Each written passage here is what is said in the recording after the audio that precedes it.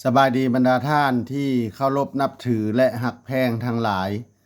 มื้อนี้พ่อใหญ่แก๊สสิมาอ่านประมวลกฎหมายอาญาปี 2017 มาตรา 327 การตัด ซื้อ ขาย หรือเคลื่อนย้ายไม้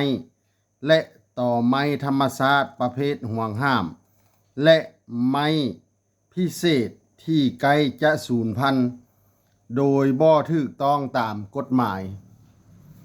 บุคคลใดหากได้ตัด ซื้อ ขาย หรือเคลื่อนย้ายไม้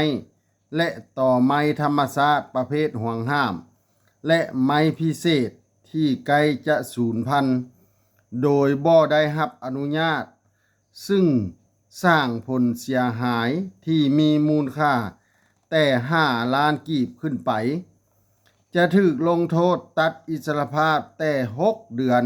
หา1 ปี และจะถูกปรับใหม่แต่1 ล้านกีบหา2 ล้าน5 แสนกีบและให้ฟื้นฟูคืนในกรณีที่ผู้กระทำผิดหากได้กระทำผิดอีกเป็นครั้งที่2หรือเป็นอาจีนจะถูกลงโทษตัดอิสรภาพแต่2 ปีหา5 ปีและจะถูกปรับใหม่2 เท่าของมูลค่าความเสียหายและให้ฟื้นฟูคืนถ้าถูกใจให้กดไลค์กดแชร์กดติดตามพ่อใหญ่แก๊สหน่อยเด้อ